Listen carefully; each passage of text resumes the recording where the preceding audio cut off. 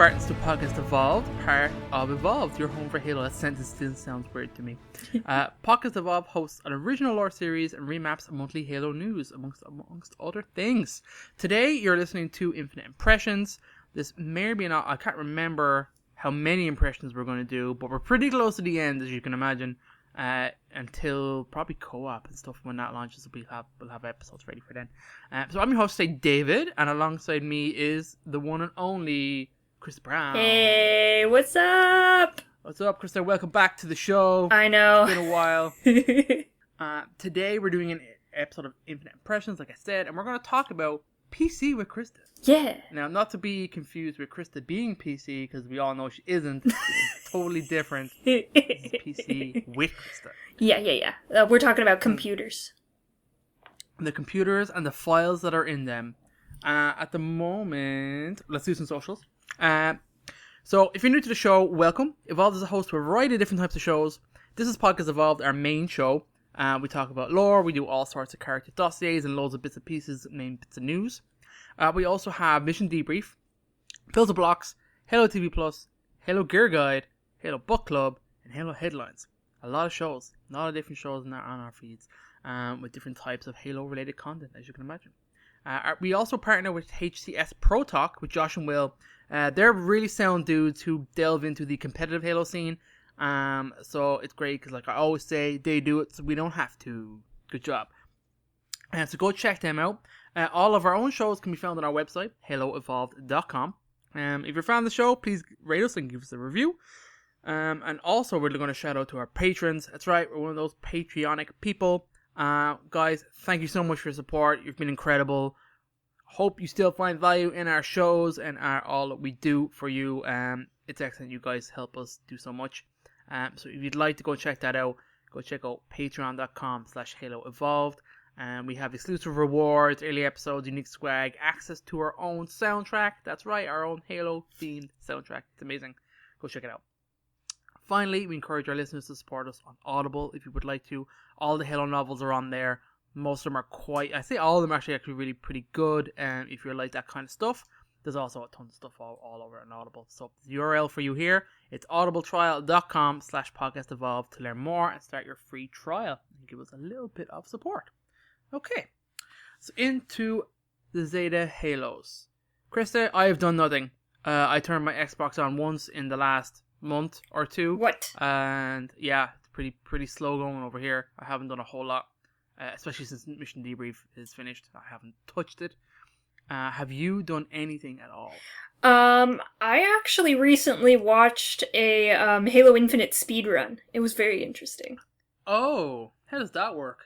Oh, it's great. Well, they go straight to objectives, right? They just do the main campaign. Just do the missions? Yeah. The version I watched wasn't like 100% run. It was just a campaign run. So it was like maybe an hour.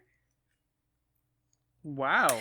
That's pretty good. There's some crazy glitches. So like when you do the ground pound with the gravity hammer, you can just clip through the map.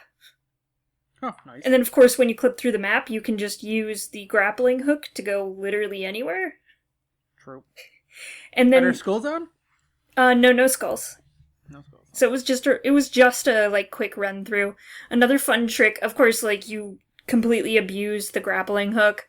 But another cool trick is there's a collision issue with fusion coils. So if you grapple a fusion coil into yourself while you're standing on it, it'll literally just launch you across the map. Nice. So he was doing the mission where you had to go to all the different towers, all 4 of those towers. Oh yeah, the beacons? Yeah, and he would just go to one, and then he'd just literally launch himself to the next one. That's class. Oh, it's great. If anyone has the time, watch a Halo Infinite speedrun. It's fantastic. There's no fall damage, right? No, there's no fall damage. Yeah, okay. Yeah, so you just launch yourself. It's amazing. So that's about all the Halo I have done. That still counts. Yeah, it still counts. It's still Halo related, right? Totally. I take it you haven't caught up on the show yet? I know you were a little bit behind. No, I haven't caught up on the show yet. That's okay. There's no pressure on that one, I'll tell you that one. Yeah, I kind of noticed that. Okay, so guys, Infinite Impressions, episode 282. We are going to talk about Halo on PC. The last episode we did was me and Oren actually talking about the Spartan logs. So that was back in 275. It was around March for our last Infinite Impressions. Today we're talking about Halo Infinite on the PC. I think this isn't the first Halo game day and date, right? It was Halo 5 on PC pretty quickly. Halo 5 still isn't on PC. Oh, wow. Okay, so it's just Master Chief Collection then. Yeah, Master Chief Collection, and then obviously like Halo 1 and 2 had PC ports as well when they came out. Not at launch though, right? Halo Combat Evolved had it at launch. Did it? I believe Combat Evolved so, yeah. At PC at launch? No way. I'm pretty sure. Or at least close to launch. Because they had all the like special maps and stuff like that. I always thought that happened much later for some reason. I don't think it did. Fair enough. Halo on PC. Krysta, I probably knew this, but I don't know, it's out of my brain. You've only played it on the PC, am I right? Yes. You have not played Halo Infinite on your Xbox. No. This is weird. This is a strange time to be alive. Yeah, isn't it weird? Tell me how that came about. I got a PC, and I paid a lot of money for it. As you do. As you do, yeah, because PCs are expensive. Mm-hmm. So I was just like, I'm gonna play all the games on the PC because I spent all my money on it. Oh yeah, okay. This so far so good. I'm with you. Yeah. It's fun. It's good. I think it's probably not as well optimized as the Xbox version, from what I see. But I mean, it's still a solid port. That's pretty cool. Weird that you were still, but it makes sense. Okay, you put all this money, you get a crazy ass gamer PC. You're focusing on that machine. It makes sense that you're going to play the biggest games on it. Yeah, well, and you know, my PC outputs like 144 frames per second. Pretty dope. So, obviously, I want to go with that. Huh? Is it enough frames? It's a lot. It's quite a lot of frames, definitely. Yeah. I'm getting all the frames. Okay. So, Halo Infinite on PC currently sits at 7 out of 10 on Steam, 78% on PC Gamer. I saw another score which is like 4.5 out of 5 for PC Mag. Which is on the low side, I think. Because I thought Halo Infinite was pretty well received at launch, but this seems a bit low than what I was expecting for Halo on PC. And I know the scores are probably not just based on the campaign, but also how it plays and what kind of PC supports were available at launch. So you played Halo Infinite, obviously, at launch of PC. What was it like at launch? Oh, it was fine at launch. I understand the score, so multiplayer runs very, very well. Multiplayer, I can always get my max amount of frames, and the resolution stays perfect. So, multiplayer, there's no problem. When it comes to the campaign, for some reason, the open world is just not well optimized. I don't know what it is, but when I go out in the open world, I'm getting maybe, like, 90 frames per second. Which, like, it's still a lot, but, you know, my PC can run 144. So, anytime I'm out in the open world in the campaign, it kind of runs kind of not optimal. Anytime I'm in like an enclosed area, so like a mission or something like that, it's right back up to 144. So I think there's some kind of optimization issue when it comes to, you know, just running the game. Obviously this game was intended to run at 120 on Xbox Series X. So, I don't know how the optimization is different between a console and a PC, but there's obviously, like, something going on. So, I think that might be why it's, like, a 7 out of 10 and a 78%, just because parts of the open world are just not optimal, not well optimized. It's sitting at an 87 right now. It looks like on Metacritic. Oh, that's great. But that's with the Xbox versions and stuff like that, right? Yeah, this is Xbox Series X. Yeah. That was a specific version. Okay, so it's dropped a few points. Probably based on some of the open world stuff, like you said. So it's about 50 gigs. I looked up. Is that about right? Yeah, that's about right.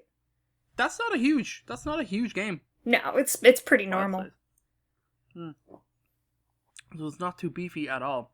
Take you long to install? Any issues? No, I have Probably my... had it pre-installed, had you? I think I had to reinstall at some point just because there was some kind of glitch, but, no, I haven't had...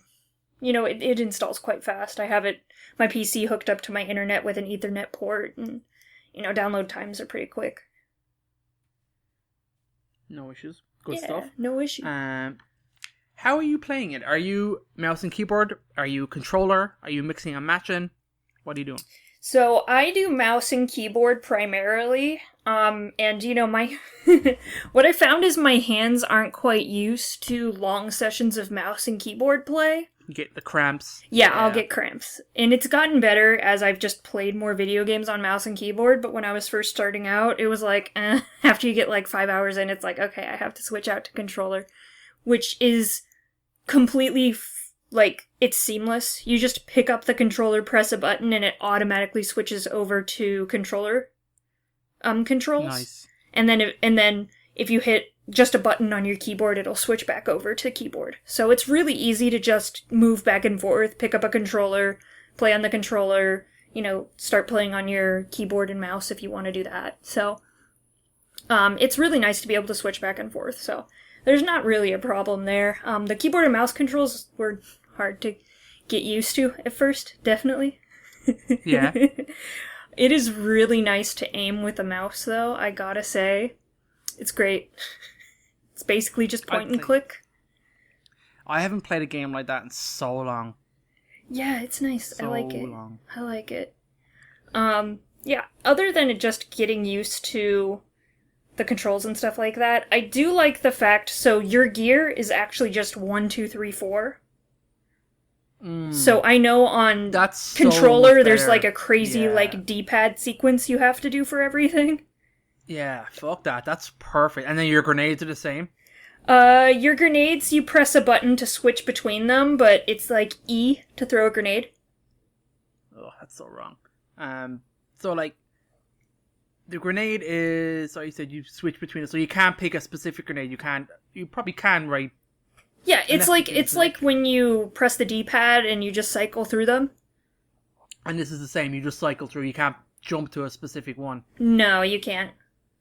Okay. Switching weapons is the scroll wheel of the mouse. Which is really nice. Shift and all that stuff is normal. I have grapple on my, right mouse button. Oh, really? Yeah. Just shoot your... Yeah, whatever equipment I have. Oh, nice. Yeah, so... the nice thing about keyboards is how many more keys you have. Extra buttons. Yeah. So you kind of don't have to do as many, circle menus and stuff like that are common in console games. So that's very nice. And of course it's customizable just like the controller is. You can change everything up if you really want to. Well, actually, I remember when I got my Elite controller, I was pretty disappointed that I couldn't completely remap those buttons at the back to actually do different functions. They actually just have to, copy an existing button. Yeah, it can't be, a specific really action. Yeah, I really wanted, this one for my gear, this one for my grenades. Not to have to be just, okay, this button is just up on the D-pad. I'm like, that sucks. I'll just press up on the D-pad. But anyway, it's cool that the PC actually allows you full keyboard mapping. It actually allows you full controller mapping as well, because there's no universal controls, because you're on your PC. Oh, cool. So you can do what I want to do, but only on PC. Yeah, because you don't menu with your controller on PC. You use your mouse when you tab out of the game to, pick other things. Sense. So you can completely customize the controller. What's the navigation like through the menus? Is it Oh, it's completely mouse. Yeah, is it? Yeah, so you can just go through and, click through whatever you want to click through, so... You can mouse around the map and stuff? Yeah. Oh, that's kind of cool. Yeah, it's great. Yeah, scroll wheel, mouse, in general, having a mouse is so much easier to manage inventory in games and menus and all that kind of stuff. Yeah. So, I mean, it's very nice. I do like the keyboard and mouse controls. They're great. I definitely think for long sessions I usually use the controller, but it's nice to be able to, like, if I'm going in my inventory, I can just, like, hold the controller with one hand and then use the mouse to do whatever I need and then go back to the controller. Well, that's pretty cool, actually. Yeah, so you can You seamlessly can transition like that. So if I tab into my inventory and I'm like, well, I don't want to sit here and, scroll through everything with the joysticks, I can just, touch my mouse and do it with the mouse and then go right back. Is your controller wired? I'm pretty sure you're using an Elite one as well, aren't you? Yeah, so I can play either wireless or wired, because my computer has the motherboard itself has built-in Wi-Fi, but then it also has a separate antenna that you can hook up to it that allows you to hook up like the Elite controller and kind of more advanced Bluetooth mechanics. So I just hook up the antenna, and then I kind of put the antenna in a place that's a little closer to where the controller's going to be when I'm playing. So fancy. I know, it is fancy. It's expensive, though. I got a lot of, like, glowing lights, though. It's pretty cool. Oh, you went for the glow lights? Oh, there's so many lights. Like, all the fans have lights. The cords have lights. The cooler has lights. The RAM has lights. Everything has lights. Yeah, you gotta know that RAM. Yeah. Those RAM lights. Gotta have the RAM lights. So, you touched on it there, the performance not being great. Overall, what's your experience with the performance of this game? Oh, it's great. Other than just, the kind of annoying frame drops when you go into open world, it plays very smoothly. It's very fun. Multiplayer is fantastic. I have a great performance out of multiplayer every time I go in. So I think overall it's great. Maybe you get a better performance out of Xbox Series X because, when you set your Xbox Series X to 120 FPS, you will always constantly get 120 FPS. That's the difference between consoles and computers, is computers can, go up and down in the frame rate depending on what's going on in the game, while consoles have to have a locked-in frame rate, which is why it's been so hard for consoles to, like, every time they move up frame rates, it's been, kind of a big deal, because they can't have, like, moving frame rates, kind of like what the PC has. So you probably get a better, consistent game when you play on your Xbox Series X, because it was obviously directly developed for the Xbox Series X, but if you have a PC and you don't want to spend $500 on a new console, you're going to still have a great time. Very good. Has there been any updates since launch for PC? In terms of, have they added new options, or was everything there to begin with? Everything else was there to begin with. When you booted up the PC version, you had all of the tools and menus and stuff that you have in the Xbox version. So your character's tied to your Xbox profile, so if I logged into my Xbox, it would be the same profile, the same achievements, maybe even the same saves for the campaign. I haven't tried that, but, same customization on the character and stuff like that. All of that moves back and forth between the Xbox and the PC version. That's cool. That's what you want, right, I guess? Oh, yeah. It's nice. I think most of the Xbox Game Pass games do that, which is very nice. That is pretty cool. That is, yeah. I like that. Okay, so your experience, I was about to say, let's compare, but your experience with the campaign, since I never knew you were playing on PC exclusively, was pretty normal. Yeah. So, there's no, the campaign was all perfect. There's no craziness that's different. I don't even know what I'm trying to ask her, to be perfectly honest with you. No, I mean, we went through all of Mission Debrief and we all had the same experience, so... Yeah, true. There's not really anything different. It'd be like playing, like, Skyrim on your computer versus Skyrim on your console. Yeah. It's just the same thing. Did you make any customizations? Or did you do anything different, you think, with a PC playthrough than you would have done if it was on console? I definitely, just for the controls and stuff like that, I think it's just better optimized with, like, the equipment and stuff like that. That was the big thing for me because I saw on Twitter people posting like diagrams of what D-pad buttons to click to get what what gear. I'm like, oh Jesus, that's complicated. I just press 3, and then I get that. So doing stuff like the Jega fight, where I'm going back and forth between threat sensors and grappling hooks, is literally just a button press. That sounds so much easier. It is. Man, I'm it quite is great. jealous of that. It's great. And for the multiplayer, have you had much experience with the multiplayer? I can't really remember if you've done much since launch, really. I played quite a bit when multiplayer was first coming out, and I played all of the betas and stuff exclusively on PC. I wasn't very good at my keyboard controls when I was doing that, but you can always tell when someone's using keyboard and someone's using controller just because the reaction time's a little faster on keyboard and mouse. Okay. So, I mean, people complain that, like, PC players can play with, Xbox players and there's no separate lobby. That was a big controversy, and I think it still might be. I still think they haven't changed that. I thought they were segregating it by input. Or did I make that up? Can you, see, oh, you're in a mouse and keyboard lobby or you're in a controller lobby? I don't think... Maybe they changed it, because at first they didn't have any kind of distinction between the two. Okay.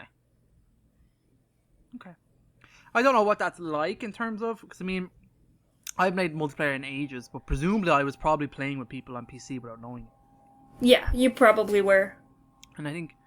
Okay. That's pretty cool that the crossplay is as easy as that. I hope the co-op works as well. Like that as well, that there wouldn't be any... I don't see any reason why it wouldn't. No, it should. Most of the games that are crossplay between PC and Xbox are pretty seamless. I've played games with my friends that are exclusively on Xbox, and it's been perfectly fine. There's not really been an issue at all. That's pretty okay, is there anything else about the PC version of Halo Infinite you'd like to talk about, Krysta? Anything we're missing? I know we're missing modes, right? Forge isn't there. I know you weren't the big forger anyway. Yeah. The theater and stuff, have you delved into any of that? Not really. Modes? Yeah. No. No, I've just been playing campaign and just regular multiplayer. I haven't gotten too deep into other stuff. It's I think it's very similar to any other PC port for any other game. It's different when it comes to controls and stuff, and maybe your loading screens are a little faster. Right. That I can't really compare.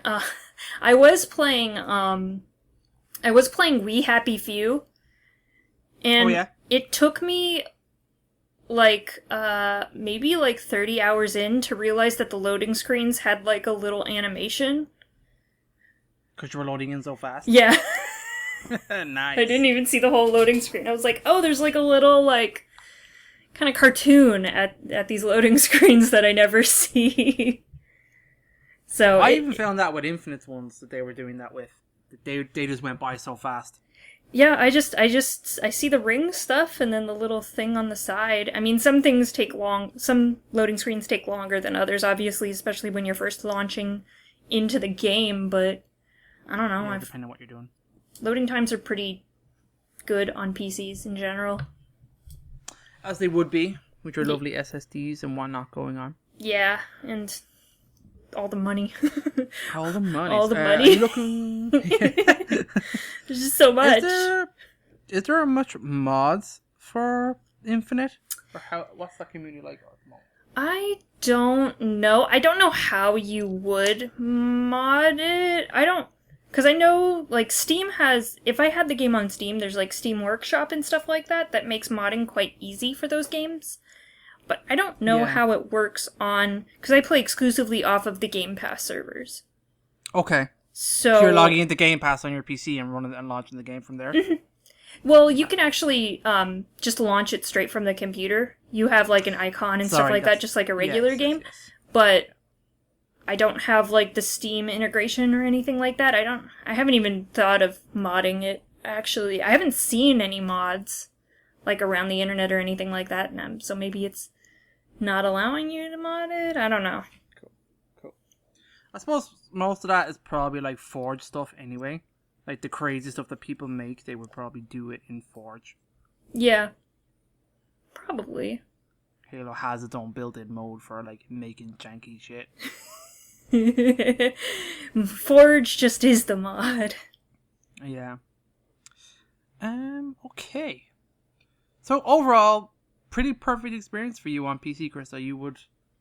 It's not like you're like, oh, I feel like I missed out because I didn't play on Xbox or anything like that. You were overall extremely happy with your PC Halo experience. Yeah, it's great. The achievements even pop up like you're on Xbox. So, You're not missing anything. Gotta get those Chivos, baby. Gotta get the Chivos. Yeah.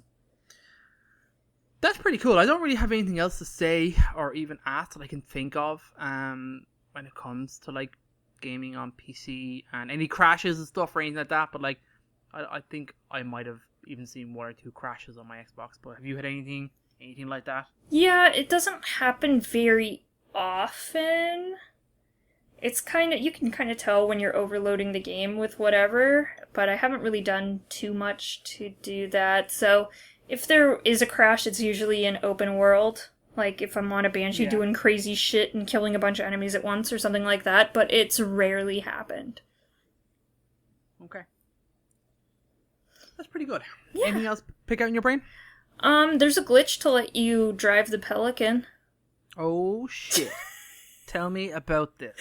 I saw it in the speedrun. So apparently, like when the I don't know if they've edited this out yet or not, but apparently when the Pelican comes to like drop your stuff off, you can get in the Pelican.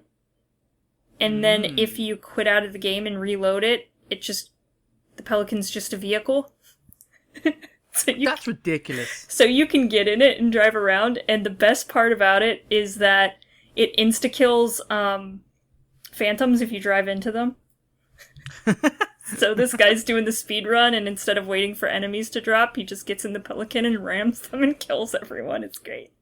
What kind of vehicle physics does it have? Does it fly like a machine, or is it just like on rails? I mean, there must be like no controls for that, right? I think it flies pretty similarly to the Wasp, but the collision is very strange for it. It doesn't have like a big collision box that you would think that the Pelican would have. So your wings can like clip like a small through area and, within it. Like weird. Yeah. Weird. But then the speedrunners find all the glitches. It's insane. So if you want to learn about the glitches, watch a speedrunner. It's crazy. Yeah, those people are mental. They are. Okay, I think that's kind of it, guys. Thank you all for listening. I don't know what our next Halo impressions is going to be, but I'm going to say if we have nothing lined up, it most likely will be when Co-op and Forge drop. And I think we've covered almost everything else that I can think of. So that's what I'll say. Thank you for joining us. You can find all of our shows on our website, like I mentioned at the start, HaloEvolve.com. We also have HaloPodcast.com. You can search for all of our different shows on their unique feeds. We have one main feed that has everything on it, of course, should you like. That's it. Our patrons, again, shout out, guys. Thank you very much. Head to patreon.com/HaloPodcastEvolve to learn a bit more. Finally, if you want to leave us a voicemail, you can do that. Drop us something Halo related. Give us a call at 205-EVOLVE. That's 205-386-5833. And with that, I've been your host, David, and until next time, evolve. Evolved.